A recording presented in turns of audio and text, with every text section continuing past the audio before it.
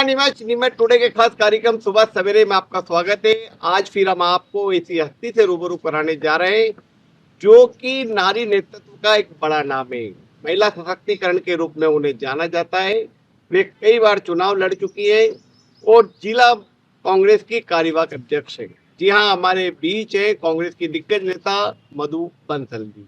मधु जी, आपका स्वागत है निमेश टुडे के खास कार्यक्रम सुबह सवेरे में। जैसा कि हम लोग हर सप्ताह एक प्रोग्राम करते हैं और उनकी जीवन की सफलता के संबंध में जानते हैं, तो आप पहले ये बताइए कि आपकी मॉर्निंग की शुरुआत किस तरह से होती है। नमस्कार राकेश जी और नीमच स्टूडियो का बहुत बहुत धन्यवाद कि उन्होंने मुझे आमंत्रित किया। और सभी दर्शकों को भी मैं बहुत बहुत सुबह का नमस्कार प्रेषित करती हूँ। सुबह की शुरुआत तो मेरी जैसे कि हमारी होनी चाहिए, सुबह सुबह जल्दी उठना। और उसके बाद मेरा अध्यात्म में काफ़ी रुचि है, तो मैं पूरा भगवान का स्मरण करती हूँ। 10 मिनट 15 मिनट कभी कभी आधा घंटा करती हूँ। उसके पश्चात मेरी एक्सरसाइज का टाइम रहता है। एक्सरसाइज के पश्चात फिर ब्रेकफास्ट और उसके बाद मेरी दिनचर्या चालू होती है। जी जी। बेसिकली आपने ग्रामीण क्षेत्र से राजनीति की शुरुआत की। परिवार में कोई था राजनीति में या राजनीति की शुरुआत कैसे हुई? परिवार में तो राजनीति में कोई नहीं था। मेरे फादर जरूर जिला कांग्रेस के अध्यक्ष रहे थे, पर उनकी डेथ को लगभग 42 ईयर्स हो चुके हैं। अच्छा, जिला कांग्रेस अध्यक्ष है। हाँ, जिला कांग्रेस अध्यक्ष थे। कांग्रेस को बहुत मन में उन्होंने बसा रखा था। मेरे पिताजी का दौर ऐसा था जब लोग पद लेने में विश्वास नहीं करते थे, काम करने में ज़्यादा विश्वास करते थे। अब जमाना बदल चुका है। वो दौर लगभग 1970 63 का दौर था। और मेरा जन्म चूंकि 65 का है, तो उस दौर में मेरे फादर रहे और उन्होंने इंदिरा जी के भी बहुत बड़े वो फैन थे।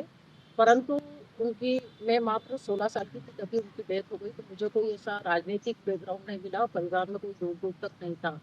और यह भी बताना चाहूँगी कि मैं जिस कास्ट से हूँ, अग्रवाल कम्युनिटी से, तो उसमें तो ज़्यादातर लोग कांग्रेस पार्टी में कम और भारतीय जनता पार्टी में ज़्यादा है। पारिवारिक बैकग्राउंड तो पॉलिटिकली तो मुझे यूँ समझ लो कि नहीं के बराबर था। अचानक गांव में, चूंकि मेरे हस्बैंड पास के नज़दीक जहाँ कृषि उपज मंडी नई गई है, चंगेरा गांव से बिलोंग करते हैं, तो वहाँ पर सरपंच की सीट महिला आई। और गांव के लोगों ने बहुत फोर्स किया। चूंकि मैं शिक्षित थी, तो गांव के लोगों की इच्छा थी कि शिक्षित महिला चुनाव जीत कर आए। और मेरा ये मानना है कि राजनीति अपने आप में भाग्य का खेल है। तो शायद मेरे भाग्य में, कोई डेस्टिनी में ये बात होगी कि मुझे वहाँ का नेतृत्व करना है। तो बहुत मना किया, बहुत बार मना किया। वो बार बार गांव वाले झुंड का झुंड बना बना के आए, 8 10 चक्कर मेरे घर के लगाए। उस समय मैं कोचिंग क्लासेस लेती थी और स्कूल खोलने का मूड बना रही थी, क्योंकि मैं कॉलेज में असिस्टेंट प्रोफेसर थी। पर हस्बैंड की जॉब यहाँ थी, मेरी रायपुर थी, तो मैंने वो जॉब छोड़ दी थी। पर दूर दूर तक मेरा राजनीति में आने का कहीं से कहीं तक मूड नहीं था, न इच्छा थी। बार बार मना करने के बाद भी भाग्य वहीं ले जाता है जहाँ आपको जाना होता है।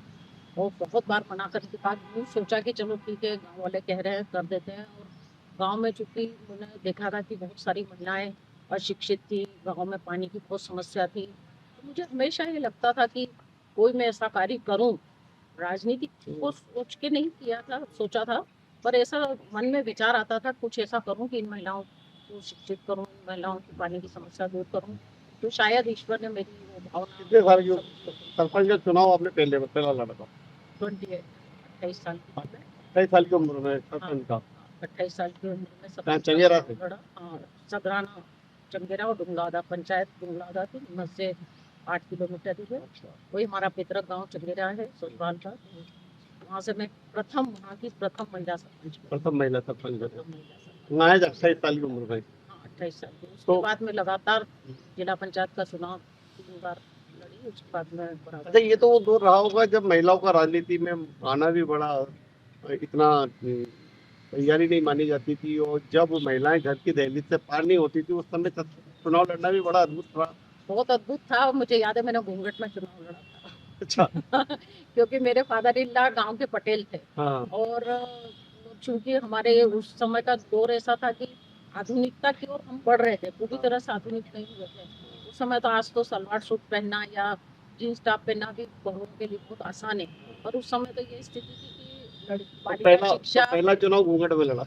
हाँ, पहला चुनाव। ऐसा। बिल्कुल। अच्छा, तो कितने वोटों से जीते थे?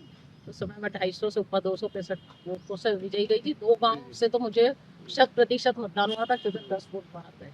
अच्छा, ये उस समय दलीय आधार पे था कि हुआ था ये दलीय? नहीं, दलीय आधार पे तो आज भी नहीं है। आज भी नहीं हुआ। आज भी नहीं है, उस समय भी निर्दलीय था, आज भी निर्दलीय चुनाव होते हैं। मतलब बस कांग्रेस का सपोर्ट था उस कोई समय? नहीं, कांग्रेस का कोई सपोर्ट नहीं था। कोई कांग्रेस पार्टी चुनाव लड़ाने नहीं आई थी। चुनाव पूर्णतः मेरे पारिवारिक बैकग्राउंड, मेरी स्वयं की मेहनत, मेरे जो इन-लॉज़ थे उनकी गाँव में जो छवि थी उसके आधार पे ही मेरा चुनाव, मेरे हस्बैंड और मेरे उनके दोस्तों ने, वे एक इंजीनियर थे, कॉलेज में प्रोफेसर थे और मेरे हस्बैंड भी प्रिंसिपल हैं। तो हम सब शिक्षक और इंजीनियरों ने मिलकर चुनाव लड़ा था। अच्छा, कुल मिला के सभी एजुकेटेड लोग थे। एजुकेटेड थे। और गाँव के लोगों ने, मैं ये कहूँगी हम्म। कि वैसे कहा जाता है कि राजनीति में गुंडे बदमाश आते हैं या राजनीति में कम पढ़े लिखे लोग आते हैं और वो दादागिरी करके राजनीति करते हैं, पर जनता हमेशा, जनता का जो फैसला होता है वो तो सही होता है, क्योंकि जनता तो चाहती है कि शिक्षित लोग आए, सेवाभावी आवे हम्म। और गाँव की हो, शहर की हो, तस्वीर बदले।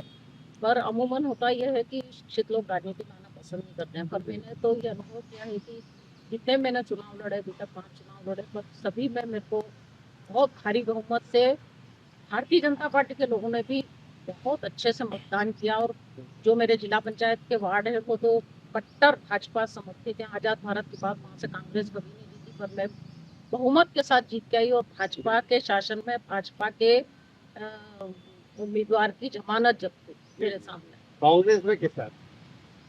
कांग्रेस में मैं जब पढ़ती थी तब मैं इंदिरा जी के बारे में पढ़ती थी, जब मैं कॉलेज स्टूडेंट थी।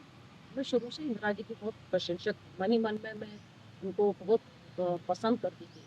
और चूंकि मैंने बताया कि मेरे फादर किसी समय, मैं बहुत छोटी थी उस समय, जिला कांग्रेस के अध्यक्ष रहे और वो भी इंदिरा जी के फैन थे, तो शायद मेरे खून में ही ऐसा था कि मुझे कांग्रेस पार्टी अच्छी लगती थी, उसकी विचारधारा से मैं बहुत प्रभावित थी। क्योंकि कांग्रेस पार्टी ने आज़ाद भारत से लगाकर आज तक जितने भी बड़े-बड़े काम हुए हैं कांग्रेस पार्टी के। आज भले ही भारतीय जनता पार्टी कुछ भी कहे कि कांग्रेस ने 70 वर्षों में क्या किया, तो मुझे बहुत हँसी आती है। सुई से लेकर हवाई जहाज तक के आविष्कार कांग्रेस के शासन में हुए। और आज जिस सोशल मीडिया के दम पे भ्रम फैलाकर हिंदू मुस्लिम करके भारतीय जनता पार्टी सत्ता में आई है, परंतु मेरा ये मानना है कि संचार क्रांति के अग्रदूत भी राजीव जी रहे। अगर उस समय कंप्यूटर क्रांति नहीं आई होती तो आज जो जिस तरह से भारतीय जनता पार्टी उसका उपयोग करके और लोगों में भ्रम फैलाकर सत्ता में आसीन है, वो भी शायद उनका ये स्वप्न पूरा रह जाता। जी, जी। आपने सरपंच के बाद फिर और कौन-कौन से चुनाव लड़े? मैंने सरपंच के बाद एक बार जनपद और 3 बार जिला पंचायत के चुनाव लड़े और मध्य प्रदेश में सर्वाधिक मतों से जीतने का मेरा रिकॉर्ड है। 3 बार जिला पंचायत सदस्य रहे, जी, जी। अलग-अलग क्षेत्रों से। अलग-अलग क्षेत्रों से। और जिन वार्डों से मैं जिला पंचायत सदस्य रही, वो वहाँ से कांग्रेस कभी नहीं जीती थी, वो भाजपा के गढ़ से जीत कर आई। अच्छा, अच्छा। तो ये जो अलग-अलग वार्डों से जिला पंचायत, फिर जनपद पंचायत, शहर की राजनीति में कौन नहीं है? क्योंकि मैं प्रथम चुनाव ही सरपंच का चुनाव लड़ी थी और मेरा जो बैकग्राउंड था वो ग्रामीण परिवेश से था और काम करते अचानक लगातार दौरे करना और वही एक हो गया। और मैं क्योंकि वहाँ की सदस्य भी थी ग्रामीण क्षेत्र की, तो ग्रामीण क्षेत्र की मतदाता होने के कारण मेरा ग्रामीण 2003 में आपका नाम जावद विधानसभा क्षेत्र के लिए चला था। जनता पाटीदार से आपके राजनीतिक संबंध अच्छे थे और उस समय कांग्रेस का एक उभरा हुआ चेहरा था। आखिर क्या हो गया कि वहाँ से आपका नाम काट के राजकुमार रही को टिकट दे दिया, बाहर से बोला के? देखिए, राजनीति में हमेशा ये देखा गया, मैंने जो महसूस किया इतने वर्षों के अनुभव से, कि मैं उस समय रावत में लगभग 7-8 साल से 2008 की आप बात कर रहे हैं, तो उस समय 2008 में मैं तो जावत विधानसभा क्षेत्र में काम करते हुए लगभग 10 साल हो चुके थे। 98 से मैं सक्रिय थी। मध्य प्रदेश में भी मैं सर्वाधिक मतों से जिला पंचायत का चुनाव 12,500 से जीत कर आई थी। राजनीति में पट्टावाद चलता है। अब चूंकि मैं तो गिरिजा जी व्यास के संपर्क में थी और घनश्याम जी पाटीदार मेरे निश्चित रूप से हमारे उस समय जब मैं सरपंच थी, जिला पंचायत सदस्य थी, तब वो हमारे यहाँ के विधायक भी थे, मंत्री भी थे। तो निश्चित रूप से क्षेत्र के काम के लिए, क्षेत्र की योजनाओं के लिए और सभी के लिए उनसे लगातार मेरा संपर्क था। उन्होंने मुझे अपना जिला पंचायत में और अनेक जगह पर प्रतिनिधि भी बनाया था। वो मेरी कार्यशैली से प्रभावित थे, मैं भी उनकी कार्यशैली से प्रभावित थी। पर राजकुमार को बनाने के पीछे सीधा सीधा ये है कि मैंने आपको बताया कि कांग्रेस में जो पट्टावाद होता है, तो बस ये उसका आदमी तो गुटबाजी के घनश्याम जी चलते ने पैरवी की थी आपके प्रति? नहीं, या वो घनश्याम जी स्वयं वो खुद भी घनश्याम करते जी स्वयं टिकट चाहते थे, वो मेरी पैरवी क्यों करते वो पैरवी नहीं करते, पर हर व्यक्ति चाहता है और मुझे पता था कि 30,000 से हारने के बाद उनकी एक उम्र भी हो चुकी है, तो उनको टिकट तो मिलेगा नहीं, वो मैंने उनसे नहीं तो कहा भी था। नहीं तो उन्होंने उस समय किसी का नाम आगे नहीं बढ़ाया था। कहा जाता है कि ना घनश्याम जी के जो चुनिंदा लोग थे जावर विधानसभा में उस समय सत्यनारायण पाटीदार, मधु बंसल, ये गिने चुने 2-3 लोग थे जिन पे घनश्याम जी विश्वास करते नहीं, वो स्वयं अपना टिकट मांग रहे थे, उन्होंने किसी का नाम आगे नहीं थे। बढ़ाया और उन्हें भी टिकट नहीं मिल पाया, और बीच में कहते हैं ना, हम दो की लड़ाई में तीसरा फायदा उठाता है, इसीलिए राजकुमार को टिकट मिल गया। हो सकता है शायद घनश्याम जी मेरी पैरवी बहुत अच्छे से करते तो मुझे मिल जाता। देखा नहीं ऐसा मेरा आपने मानना आपने थोड़ी दावेदारी की थी क्या? है कि 2008 में मैंने दावेदारी की, क्योंकि उस समय मैं जिला पंचायत का चुनाव 12,500 से जीत कर आई थी, और जिस वार्ड से जीत के आई वो पूरा जावद विधानसभा में लगता। देखा तो ये निराशा तो आज लगी होगी कि राजकुमार राय को एकदम से लाके वहां से पैराशूट की तरह उतार दिया गया। निराशा नहीं, बहुत आश्चर्य हुआ था। निराशा तो देखिए क्या है, राजनीति में उतार चढ़ाव चलते रहता है, और मैं देख चुकी थी, अनुभव हो चुका था। 2008 तक मुझे राजनीति में आए हुए 15 साल हो चुके थे। 15 साल में अनेक उतार चढ़ाव देखे थे, अनेक लोगों के चूमियां पड़ी, तो निराशा कुछ नहीं थी, आश्चर्य हुआ था कि सडनली इस तरह का डिसीजन, और यह डिसीजन कांग्रेस को बहुत नुकसानदायी हुआ, न केवल मेरा वरन पूरे प्रदेश में। इस तरह के जो लोग थे जो चुनाव जीत कर आ रहे थे, उनको टिकट नहीं दिया गया, और केवल जबकि उस दौर पे तो आपको मध्य प्रदेश का एक सर्वोच्च नारी सम्मान एक्सीलेंट लेडी ऑफ एमपी दिया गया था। वो किस क्षेत्र के लिए दिया?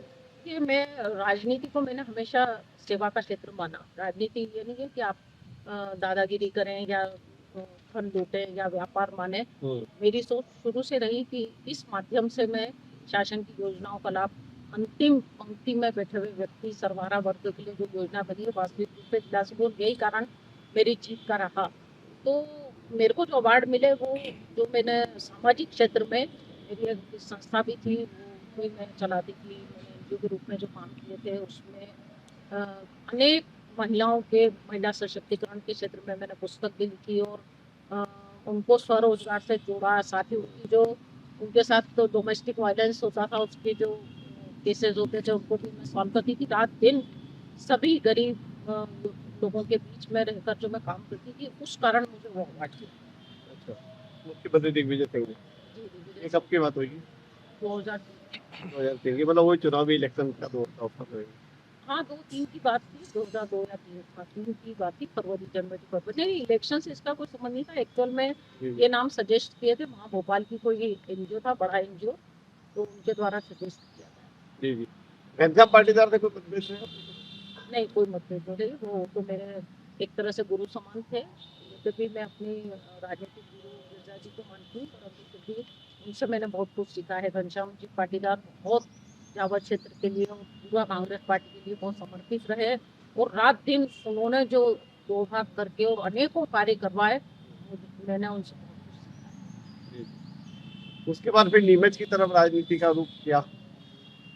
देखिए, उसके बाद हमारा जो गांव है और हमारा जो पूरा मेरा क्षेत्र, जिससे मैं जिला पंचायत चुनाव जीत कर आई, 5 नंबर की जो 46 पोलिंग बूथ कहलाए जाते थे, नीमच तहसील में लगते थे वो, और एक्चुअल में उनकी विधानसभा लगती थी पहले जावद, तो जावद से मांगा, और उसके बाद जो पूरा परिसीमन के बाद 2008 में परिसीमन हुआ, परिसीमन के बाद वो पूरा क्षेत्र नीमच विधानसभा में आ गया। तो उसके बाद आपने नीमच से भी जिला पंचायत चुनाव लड़ा? हाँ, उसके बाद ये नीमच के बाद क्षेत्र कौन सा था ये? ये पूरा सोंधिया पट्टी थी, वार्ड नंबर। अच्छा, वो तो कट्टर भाजपा का था। सुमन सिंह तिवारी एमएलए हाँ, उसी क्षेत्र से थे। उसी क्षेत्र से वो जीत के आए, भी उनका बेटा सज्जन सिंह भी उसी क्षेत्र से जिला पंचायत जहाँ से आप जीते? जहाँ से मैं जीती, और मैं ही जीती। मेरे से पहले हमेशा भाजपा के ही लोग जीते, और वो लोकसभा और विधानसभा में भी वहाँ से कांग्रेस को हमेशा हार मिली।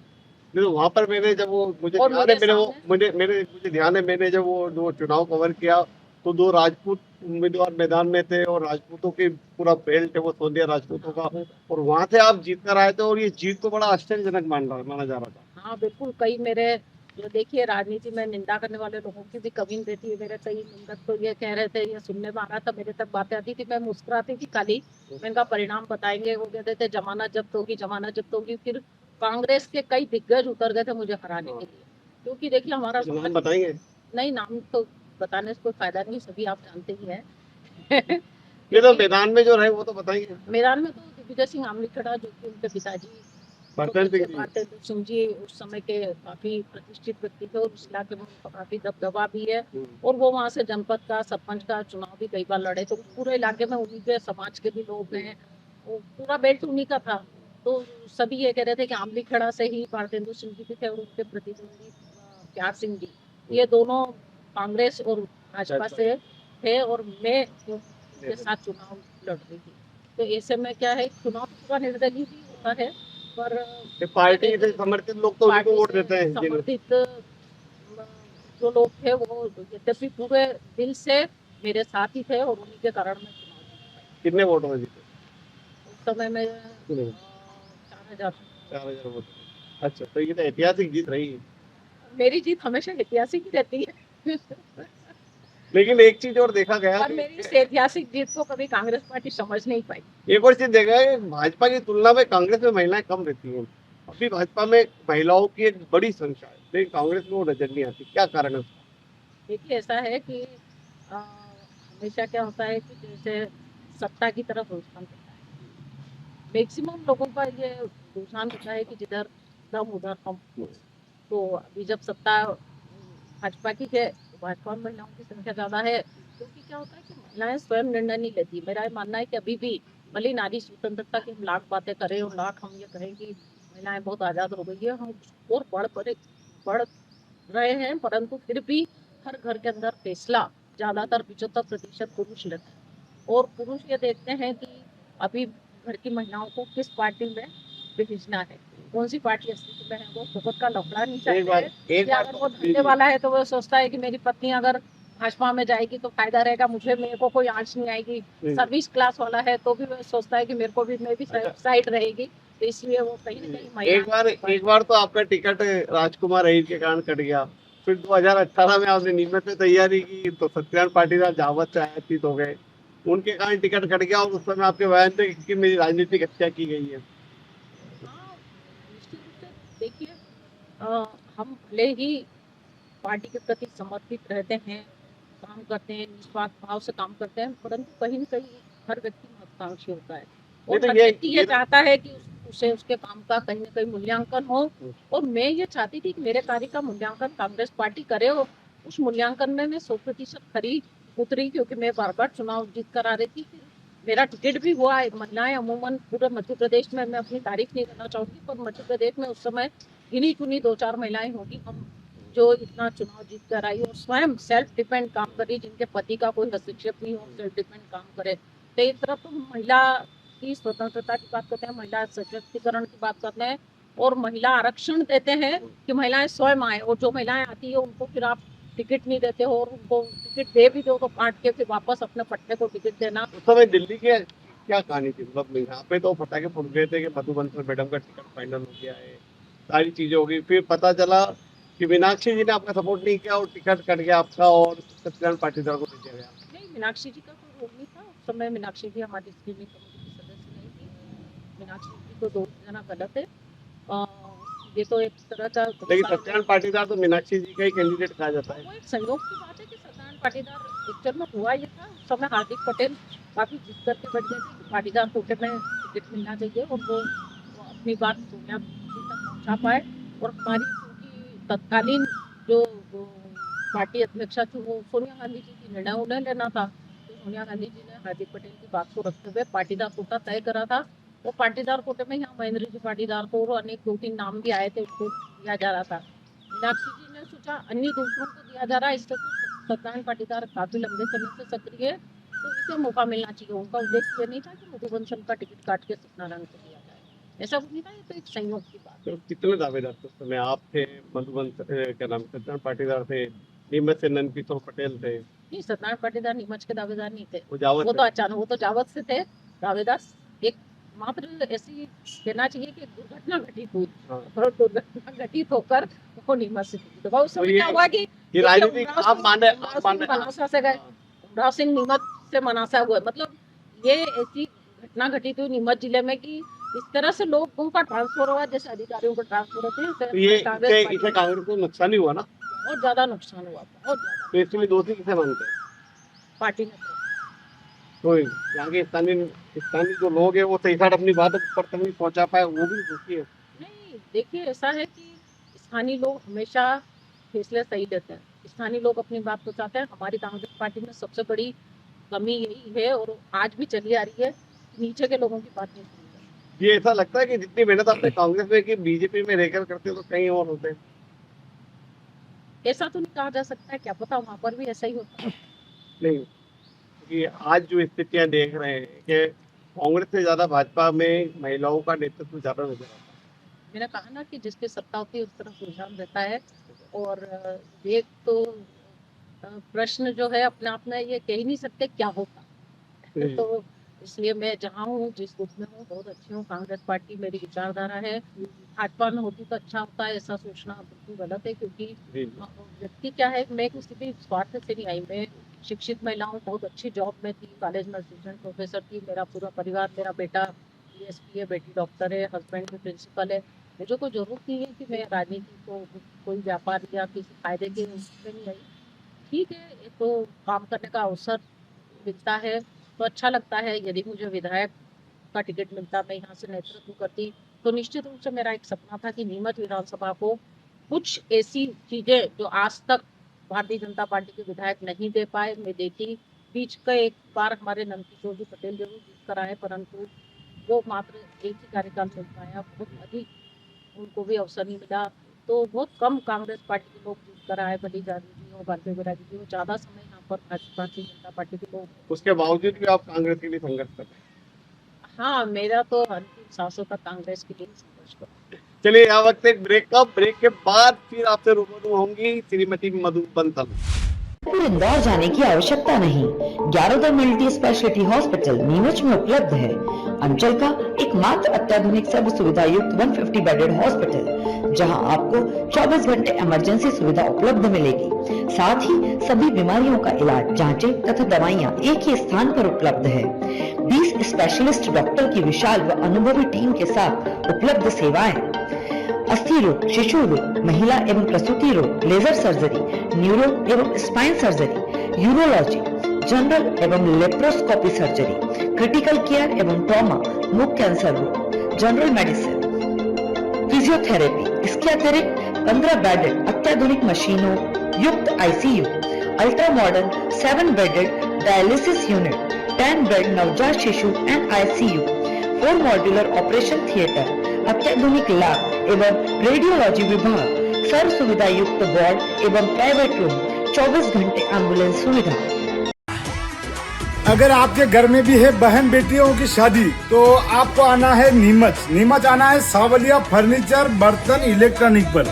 हम देंगे आपको बर्तन इलेक्ट्रॉनिक फर्नीचर, जिसमें आपको डबल बेड, अलमीरा, गद्दा, सोफा, कंबल सेट, आपको मिल जाएगा double door fridge, single door fridge, Haier, LG, Samsung, A to Z company में वॉशिंग मशीन भी मिल जाएगी, एलईडी भी मिल जाएगी, फ्रिज भी मिल जाएगा, कूलर भी मिल जाएगा। और रही बात बर्तनों की, तो बर्तन भी आपको A to Z हमारे यहाँ मिल जाएंगे। तो पूरी शादी का सामान खरीदना है आपको तो कहीं नहीं जाना, एक जगह एक ही छत के नीचे सारा सामान मिलने वाला है। बर्तन, furniture, electronic A to Z। ऐसा नहीं कि बाजार में गए कहीं से आप ठेले में भर के फ्रिज ला रहे हो, कहीं ठेले में भर के बर्तन ला रहे हो, कहीं से बेड ला रहे हो, कहीं से अलमारी ला रहे हो, कहीं नहीं जाना है।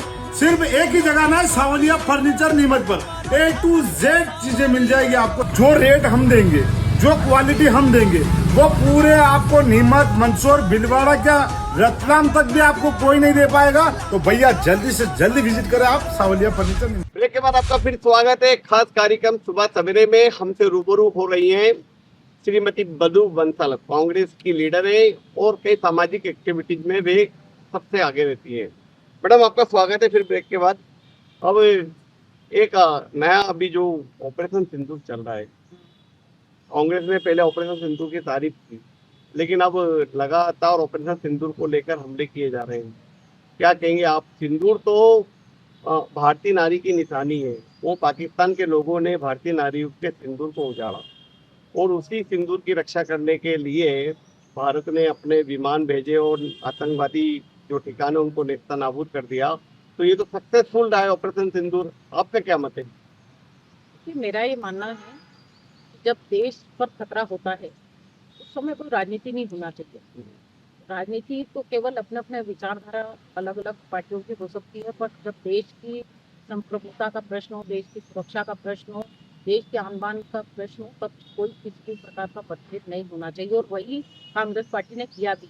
हमारे राष्ट्रीय नेता आदरणीय राहुल जी ने स्पष्ट शब्दों में मोदी जी के साथ जब सर्वदलीय बैठक बुलाई गई तब उन्होंने कहा कि हम आपके साथ हैं, आप निर्णय लें। परंतु हमने देखा ऑपरेशन सिंदूर में पूरी बहादुरी के साथ हमारी सेना गई और उन्होंने आतंकवादी ठिकानों पर छापे मारे और नेस्तनाबूद किया। हाँ, तब तो सही था। परंतु दुखद स्थिति ये रही कि ऑपरेशन सिंदूर को भारतीय जनता पार्टी ने अपना राजनीतिक हथियार बना लिया। बिहार चुनाव नजदीक है, उनकी रैलियां हो रही है और मोदी जी पूरा ऑपरेशन सिंदूर को अपनी भारतीय जनता पार्टी का प्रचार में बनाने में लगे हुए हैं। मुझे बहुत दुख होता है इस बात का कि एक और जो 27 पर्यटक मारे गए, भारतीय सेना के कई जवान हमारे शहीद भी हुए और दोनों जने पाकिस्तान की ओर से भी और भारत की ओर से भी अपनी अपनी शक्ति अनुसार युद्ध किया गया। सबसे बड़ी दुखद स्थिति उस समय हुई जब ट्रंप बीच में आते हैं। अमेरिकी राष्ट्रपति कौन होता है? वो कौन होता है भारत का फैसला लेने वाला? इससे तो अच्छा 1972 का वो दृश्य याद है जब इंदिरा जी ने, अमेरिका ने धमकी दी और हमारी तत्कालीन प्रधानमंत्री आदरणीय श्रीमती इंदिरा गांधी जी ने अमेरिका की धमकी को बिल्कुल नजरअंदाज किया और पाकिस्तान के 2 टुकड़े कर दिए। इस समय जब अमेरिका राष्ट्रपति ने युद्ध रुकवाया और जो घोषणा की उन्होंने युद्ध विराम की, जो घोषणा मोदी जी को, हमारे भारत सरकार को करनी थी, वो घोषणा बाहरी व्यक्ति आकर करता है और युद्ध रुकवाने का श्रेय लेता है केवल और केवल अडानी अंबानी जी के स्वार्थ की पूर्ति के लिए। जब शेयर बाजार ऊपर नीचे होने लग गया, अडानी जी से दबकर मोदी जी ने निर्णय लिया और उसके बाद ऑपरेशन सिंदूर को आज पूरे उस समय से लेकर अभी तक जितने भी दिन गुजरे हैं, उन्होंने पर्यटकों के जो 4 आतंकवादी थे उनको तो निशाना नहीं बनाया, उनको तो आज तक पकड़े नहीं गए, उनको तो मारा नहीं और ऊपर से ट्रंप के इशारों पर वो काम कर रहे हैं। इसलिए आज ऑपरेशन सिंदूर का विरोध करना कांग्रेस के लिए जरूरी है। लेकिन ऑपरेशन सिंदूर तो सफल तो हुआ है, इस बात की तारीफ करना चाहिए। इस बात की तारीफ इस हद तक की जा सकती है कि ऑपरेशन सिंदूर जो सेना ने किया, देखिए युद्ध लड़ने तो मोदी जी भी नहीं गए, है ना, और ना कोई नेता गया, युद्ध लड़ने गई हमारी सेना। सेना को रोक दिया गया। हम सफलता की ओर बढ़ रहे थे। हम पाकिस्तान को पूरा वहां पर खत्म कर देते और बलूचिस्तान का भी जिस तरह से पहले बांग्लादेश का हुआ था, इस तरह से बलूचिस्तान बनाकर और हम वहां पर फतह हासिल कर लेते। हमारी जो जमीन श्रीनगर का जो काफी हिस्सा पाकिस्तान ने दबाया था वो हम कब्जा करने जा रहे थे। उस पर जो अमेरिका राष्ट्रपति के इशारे पर मोदी जी ने रोक लगाई, भारतीय जनता पार्टी की सरकार ने रोक लगाई, उस पर कांग्रेस की नाराजगी। और अभी इसी को लेकर जिस तरह के मध्य प्रदेश सरकार के मंत्री हैं विजय शाह, उसके बाद जगदीश देवड़ा, इनके बयान आए, उस पर क्या कहेंगे? यही तो मैं बताना चाह रही हूँ कि किस तरह से कितनी गंदी मानसिकता, कितना इनके मन के अंदर मेल भरा है और किस तरह से तानाशाही हो गए हैं, किस तरह से अभद्र भाषा का प्रयोग कर रहे हैं।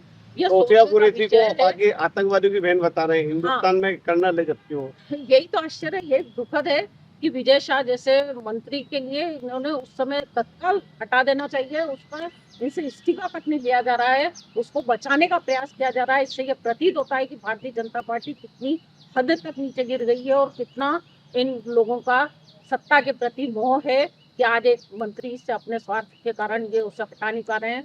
और हमारी जो बहन, जब उसने पूरे आतंकवाद के खिलाफ लड़ाई लड़ी तो उस समय उसका कोई मजहब नहीं देखा जाता है। जब वो देशभक्ति के साथ अपना फर्ज निभा रही थी तो उसे केवल इसलिए आतंकवादियों की बहन कहना कि वो मुस्लिम है, यह कितना घोर आपत्तिजनक है और इसीलिए कांग्रेस पार्टी की नाराजगी है। उसके साथ कुछ दिनों पहले हमारे क्षेत्र के मंत्री जगदीश देवड़ा जी बयान कर रहे हैं कि भारतीय सेना जो इतने अपने शौर्य और पराक्रम के लिए पूरे विश्व में डंका बजा चुकी है, उसके लिए ये कहते हैं कि मोदी जी के चरणों में नतमस्तक है। तो पूरी भारतीय जनता पार्टी नतमस्तक हो, वहाँ तक तो चलता है, परंतु क्यों हमारी सेना को और क्यों इस तरह से आतंकवादियों की बहन बताना और इस तरह से अभद्र भाषा का प्रयोग करना, ये भारतीय जनता पार्टी की तुच्छ मानसिकता का प्रतीक है।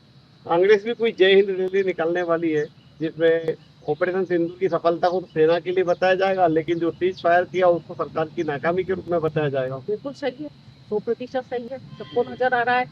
मैं ऐसा नहीं कि केवल कांग्रेस पार्टी को बिलोंग करती हूँ, कांग्रेस पार्टी की नेता हूँ, इसलिए मैं ये कह रही हूँ, हर एक आम आदमी जो थोड़ी भी बुद्धि रखता है वो निश्चित रूप से वो देख रहा है, स्वयं समझ रहा है कि किस तरह से सर्वदलीय बैठक में सभी पार्टियों ने एकमत होकर ऑपरेशन सिंदूर के लिए हामी भरी और ऑपरेशन सिंदूर ऑपरेट करने के लिए मोदी जी का साथ दिया, परंतु किस तरह से बीच में अमेरिकी राष्ट्रपति के इशारों पर उन्होंने सीज फायर किया, इसका घोर निंदा करते हैं। और आज भी इस बात का दुख है कि हम जीतते जीतते हमें युद्ध विराम करना पड़ा। चलिए हम फिर वापस कांग्रेस पर आएंगे। कांग्रेस में एक बात है कि आपने पहले शुरुआत के इंटरव्यू की शुरुआत में की थी पट्टावाद। पट्टावाद तो हावी आज भी है। उस पट्टावाद के चलते कमलनाथ के कारण आपका टिकट कटा। पट्टावाद आज भी मध्य प्रदेश में दिग्विजय सिंह गुट और कमलनाथ गुट है। एक गुट ज्योतिरादित्य सिंधिया का था, वो खत्म हो गया बीजेपी में जाने के बाद। तो आप क्या मानते हैं आगे कांग्रेस को सुधार होगा? देखिए, जब गलती होती है तभी सुधार किया जाता है। मैं उम्मीद करती हूँ कि निश्चित रूप से कांग्रेस में जो गुटबाजी खेल या पट्टावाद जो चला रहा था वो निश्चित रूप से खत्म होगा और कांग्रेस पार्टी पिछले अपने चुनावी परिणामों से सबक अब दावेदारी कहाँ से रही, नीमच से या जावत से? बस सही रहेगी, क्योंकि हमारे तो उस समय देखिए जावत से दावेदारी तब थी जब हमारा पूरा क्षेत्र जावत में आता था। परिसीमा के पश्चात नीमच आ गया तो विधानसभा की है दावेदारी पूरी तरह से। पार्टी यदि नेतृत्व करने का अवसर देगी तो निश्चित रूप से। इससे पहला जो अभी 2023 का विधानसभा था उसमें आपकी दावेदारी कमजोर पड़ गई थी, पूरी तरह से आपने दावेदारी नहीं किया। ऐसा संकेत लग गया था कि नहीं नीमच से फिर पट्टावाद हावी है, उमराव गुजर को टिकट मिलेगा। हाँ, निश्चित रूप से मेरे इतने लंबे समय के अनुभव के बाद सूत्रों से ये जानकारी सामने आ गई थी कि टिकट मिलना मुश्किल है और उमराव सिंह को टिकट मिलेगा। लेकिन उमराव गुजर तो बीजेपी में चले गए। ये तो पार्टी नेतृत्व को सोचना चाहिए कि किस तरह के लोगों को वो अपना मानते हैं और उनको नेतृत्व का अवसर। तो ये बात कमलनाथ को बोली थी आपने? हाँ, मैंने बाद में जाकर बोली। क्या बोले कमलनाथ? क्या बोले कि मेरा पट्टा पार्टी विरोधी निकल गया? नहीं, ऐसा नहीं, उनका पट्टा नहीं है। वो मुझे भी बहुत पसंद करते हैं, मेरी भी हमेशा तारीफ करी है। और 2018 के टिकट में उनका बहुत योगदान था। उन्होंने उमराव सिंह का टिकट काट के मेरा टिकट किया था, इसलिए मुझे कमलनाथ जी से कोई शिकायत नहीं है। अब ऐसे पट्टा वाली बात हमेशा लागू नहीं होती है। निश्चित रूप से जो व्यक्ति जिस नेता के संपर्क में रहता है उसका झुकाव तो उसकी तरफ नेता ही है। बात ये थी कि कहीं कहीं ये होता है कि 2018 में कमलनाथ जी ने मुझे अवसर दिया था तो 23 में उमराव का नंबर आने, और ये न्यायोचित भी था। तो अब आपके पट्टेवाद की बात करें तो मधु मंतलब किसके खेमे से टिकट बनेगी? नहीं, कांग्रेस पार्टी के लिए मैंने कहा ना कि अब वो गुटबाजी खत्म करके और जो योग्य व्यक्ति है उसका चयन करेगी, इसलिए पट्टेवाद वाली बात तो अब आएगी। कांग्रेस के 3 बड़े नेता माने जाते थे, रघुराज सिंह जोड़िया, उमराव सिंह हुड्डा और नंदकिशोर पटेल। तीनों वर्तमान में कांग्रेस की राजनीति से दूर हो गए। एक दौर रहता है, आप फिल्म इंडस्ट्री लो, लोक इंडस्ट्री लो, ये राजनीति लो, सब में एक समय आता है, हर व्यक्ति अप एंड डाउन चलता है और उम्र भी हो गई है, तो निश्चित रूप से भारत युवाओं का देश है, तो युवा लोगों को ऐसा कहा जाता है ये सब 65 के अबव हो गए हैं। ऐसा कहा जाता है कि नीमच में कांग्रेस को सबसे ज्यादा नुकसान पहुंचाने में रघुराज सिंह चौड़िया और उमराव सिंह गुर्जर का हाथ था। नहीं, ऐसा बस नीमच से 2 बार नगर पालिका अध्यक्ष रहे हैं, उनका नीमच में बहुत उन्होंने कार्य कराए हैं, उनके कार्य आज तक लोग याद करते हैं, बहुत अच्छा उन्होंने। और कांग्रेस पार्टी के लेकिन ये इन दोनों को स्वार्थी नेता कहा जाता है कि रघुराज सिंह और उमराव सिंह जब तक कांग्रेस में थे तब तक भरपूर लाभ लिया और बाद में भाजपा में चले गए। अभी का दौर ऐसा चल रहा है कि बहुत सारे लोग आवागमन चल रहा है, मेरा ऐसा कुछ मानना नहीं है। आपको मिला भाजपा से ऑफर? भाजपा से ऑफर आया था 2015 में, जब मैं तीसरी बार जिला पंचायत चुनाव जीती थी, तब बहुत ज्यादा फोर्स था। क्या विधानसभा का टिकट के? विधानसभा के टिकट के लिए नीमच से हाँ, नीमच से देने का आश्वासन कहा था कि नीमच से टिकट देंगे, और उस समय मुझे वो जिला पंचायत अध्यक्ष बना है। 2015 में आपको भाजपा से ऑफर मिला था भाजपा में आने को, जिला पंचायत अध्यक्ष बनने का। हाँ, जिला पंचायत अध्यक्ष भी बनाना चाह रहे थे, और साथ ही मुझे आश्वस्त किया गया था कि 2018 के चुनाव में नीमच विधानसभा से विधानसभा का टिकट भी आपको तो दिया। इतना बड़ा ऑफर कैसे ठुकरा दिया आपने? नहीं, देखिए, ये ऑफर वाली कोई बात नहीं है। मेरी विचारधारा क्योंकि कांग्रेस पार्टी से रही है, कभी भी मन में अपनी पार्टी के प्रति गद्दारी की भाव कभी रहा नहीं, इसलिए इन दूसरे लोगों ने तो कर ज्ञानी लोगों की बात नहीं कर सकती हूँ, मैं तो अपनी बात कर सकती हूँ। मेरे मन में कांग्रेस पार्टी के प्रति जो श्रद्धा रही है वो हमेशा रहेगी। पार्टी के प्रति गद्दारी का विचार कभी नहीं आया, और ना आगे कभी आएगा। चलिए, अब हमारे पास कुछ क्वेश्चन है जो ऑप्शन वाले रहेंगे। संसदीय क्षेत्र में आपने, हम वैसे तो सांसद बहुत हुए, लेकिन 3 सांसद रहे, मीनाक्षी नटराजन, लक्ष्मीनारायण पांडे और सुधीर गुप्ता। किसका कार्यकाल श्रेष्ठ मानती हैं आप? मीनाक्षी नटराजन। लेकिन कहा जाता है कि ना सबसे ज्यादा सक्रिय तो सुधीर गुप्ता है। बिल्कुल भी सक्रिय नहीं है।